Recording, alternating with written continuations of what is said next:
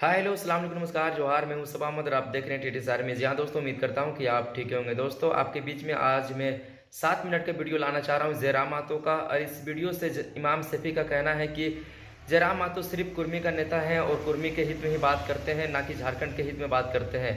आप क्या समझते हैं, इस वीडियो को सुन लें और कमेंट में अपना राय जरूर दें। इमाम शफी का कहना सही है या गलत है, आप कमेंट सेक्शन में अपना राय जरूर दें। कहता हूँ 1907 में टाटा की स्थापना होती है। बहुत भारी संख्या में जमीनों का अधिग्रहण होता है।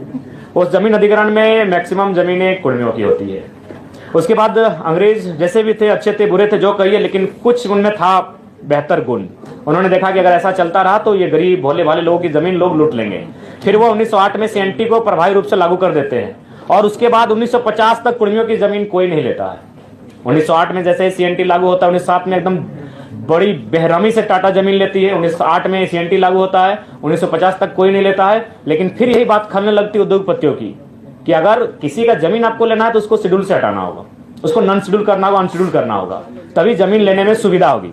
और 1950 में शायद दिसंबर का महीना या सितंबर का महीना उन्हें विदाउट नोटिफिकेशन के जैसे ही बाहर किया जाता है, 1951 में लगभग 50 कुर्मी गांव स्थापित कर दिए जाते हैं एक झटके में। नाम होता है सिंदरी, जिसको आज हर्ल के नाम से आप जानते हैं। दौर शुरू हो जाता है, दौर का नाम आप बोकारो पहुंच जाते हैं, उस दौर में आप चांडिल डैम पहुंच जाते हैं, उस दौर में आप कोणार्क डैम पहुंच जाते हैं, उस दौर में आप तमाम कोलियरी पहुंच जाते हैं। और आज भी अगर आप विस्थापन को जानना चाहते हैं तो आप बिना कुर्मी को जाने विस्थापन को नहीं जान सकते हैं। 1907, 1908, 1950 नोटिफिकेशन से आउट होना, 1951 से सिंदरी प्लांट से ही तमाम एचईसी के भी अध्ययन कीजिएगा, कुर्मियों की जमीनें बहुत मात्रा में मिलेंगी। यानी एक बहुत बड़ी साजिश थी इनको शेड्यूल से हटाने की।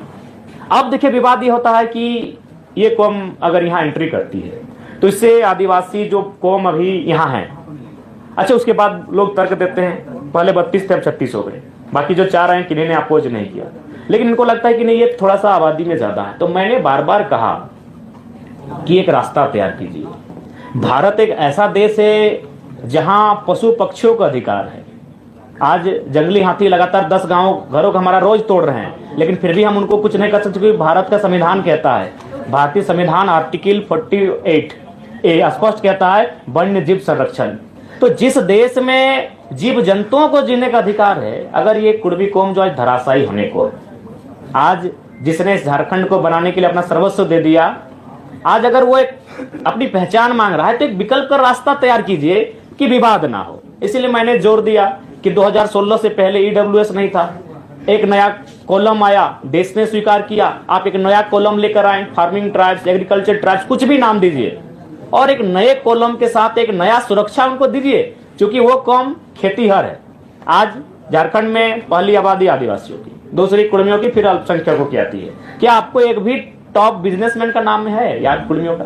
थोड़ा सा ह्यूमैनिटी की बात कीजिए, छोड़ दीजिए इस विवाद से, थोड़ा बाहर आते हैं, मानवता के नाते थोड़ा कुर्मियों की बात कर लीजिए। एक भी बिजनेसमैन को आप जानते हैं? रांची के एचईसी कुर्मियों की जमीन में, हिंडाल्को कुर्मियों की जमीन में, घाटो कुर्मियों की जमीन में, तमाम जो केदला, मोरपा, जो मांडू और रामगढ़ का कोलियर, ये सब कुर्मियों की जमीन में, क्या एक भी आप टॉप मोस्ट बिजनेस टाइकून को जानते हैं? नहीं जानते, क्योंकि उसका संबंध खेती से रहा है। तो वो अपने खेत को मांग रहा है, उनके खेत को दे दीजिए, कोई विवाद नहीं होगा। वो अपने खेतों का संरक्षण मांग रहा है। और एक बात में आप बताइए, ये तब आप इस माहौल को तूल देते हैं जब हमारा कौम डोमिनेटिंग होता है। आबादी में हम दूसरे नंबर पर हैं, कल की बात करेंगे तो पहले नंबर पर हैं। उसके बाद भी हमने एक भी हमारा व्यवहार बताइए डोमिनेटिंग का, जबकि हमारे साथ तो साजिशें आज भी हो रही हैं। उदाहरण के लिए इंद्रजीत महतो, उदाहरण के लिए जगन्नाथ महतो। इस कोरोना काल में 2 ही नेता डैमेज में, दोनों कुर्मियों के बेटे क्यों भैया? क्या कभी मीडिया ने सवाल किया? क्या आपने कभी चिंतन किया?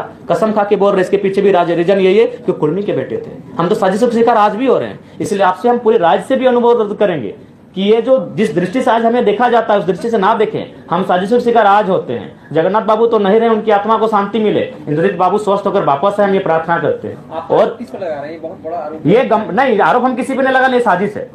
किसने साजिश है? आप उसमें टीम बनाए, टीम गठन करें, साजिशों का पर्दाफाश करें। सुधीर महतो डिप्टी सीएम रहते हैं, रसगुल्ला खाते हैं और मृत्यु को प्राप्त कर जाते हैं। विनोद बिहारी महतो झारखंड के पुरोधा महानायक, ट्रेन में बैठकर जाते हैं संसद भवन, उनके शरीर का रंग नीला पड़ जाता है, लेकिन कोई जांच की मांग नहीं उठती है, उनके शरीर का पोस्टमार्टम तक नहीं किया जाता। आज उनका भाई जिनता है, उनका इंटरव्यू ले लीजिए, उनका शरीर का रंग चेंज हुआ था कि नहीं हुआ था। अरे हम आज भी साजिशों के साथ हैं भैया। अलग झारखंड के राज्य के समय तो जो कत्ल हुआ था वो हुआ ही था भैया। हम आज भी इंद्रजीत महतो उसका प्रमाण है, उसका एक ही कसूर था बेचारा कुर्मी का बेटा का। अगर वो नहीं होता तो इलाज भी होता तगड़ा और आज बहुत कम समय ठीक होके आ जाता। हालांकि हम अभी भी प्रार्थना करते हैं, आप भी प्रार्थना कीजिए वो ठीक होके आए। तो हमारे साथ भैया साजिश आज भी हो रही है। जब भी झारखंड का टॉप लीडर का मर्डर हुआ है तो याद रखिएगा कुर्मी का बेटा होता है। सांसद Sunil Mahato, central president of Jharkhand Mukti Morcha निर्मल महतो, कितने नाम गिनाए। तो इसलिए हम चाहते हैं कि हमारे कौम को लेकर जो दृष्टि बनाई जा रही है थोड़ा सा उसको पॉजिटिव बनाया जाए। हमारी लड़ाई संरक्षण की है। आप हमारी जमीनों को, हमारी भाषा को संरक्षण कर दीजिए, कोई भी बात नहीं रहेगा। ये नौकरियों की लड़ाई नहीं है। जमीन के संरक्षण के लिए कुर्मी को सीएनटी में डाला नहीं, सीएनटी के बावजूद अगर आप उस शेड्यूल से को हटा देते हैं ना तो प्रभाव कम हो जाता है। सीएनटी तो है, आदि छवि रंजन जैसे IAS पूरा लूट के चले जाते हैं। सीएनटी के साथ अगर शेड्यूल में होते तो आसानी नहीं होता जमीन अधिग्रहण करने का। क्योंकि हम पिपरवार गए थे, वहां के जो पदाधिकारी उनसे बात हुई कि अब 12 गंजू परिवार का जमीन आता है, 12 को जॉब देना हो, क्योंकि इनका अलग ही कानून है।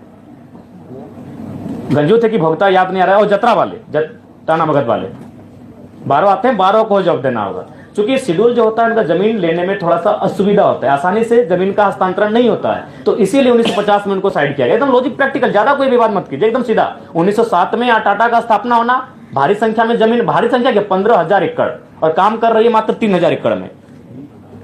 1908 में सीएनटी का लगना, 1950 तक जमीनों का ना लिया जाना, 1950 में इसको शेड्यूल से हटाया जाना, और 1951 में सिंदरी कारखाना तैयार हो जाना।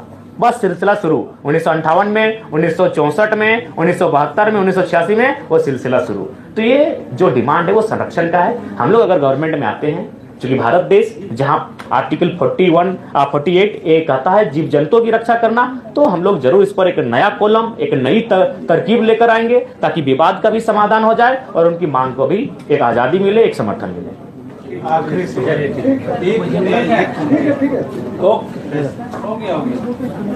जी सर, यहाँ एक बजे का समय था, 2 बजे के बाद सर हम माफी चाहते हैं। एक्चुअली मौसम खराब था और सेहत भी खराब। चलिए, धन्यवाद। सेहत भी खराब है। चलिए, धन्यवाद।